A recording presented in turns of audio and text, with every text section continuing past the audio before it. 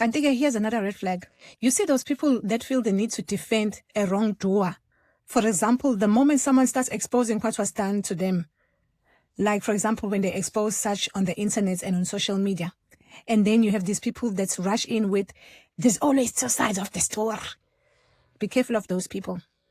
Be careful of those people that always say, there's always two sides of the story. Because instead of holding someone accountable, they feel the need to defend the person who did wrong. And sometimes they'll even flip it on you. They'll even flip it to the person who has done wrong and say, this is why they did that to you. You talk too much. That's deflection. Let me tell you something from my experience, especially with that narcissistic person that I was with. Most of the time, those people are red flags themselves.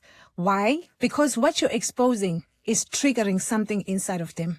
You're not just exposing one person. You're exposing a type. And they recognize themselves in that behavior. That narcissistic person that I was with always used to say, there's always two sides of the story if ever someone was exposing dirt on the internet. That's why they rush to protect it. Because if they admit it's wrong, they also have to face themselves. So those people who always say, there's always two sides of the story, if there's really are two sides of the story, then come and say your side. Who's stopping you? Who's stopping you from exposing your side of the story if the person that you did wrong is exposing theirs? The person who was hurt is speaking. They're standing in their truth boldly. So where are you? Why are you hiding behind the side of the story instead of bringing your side?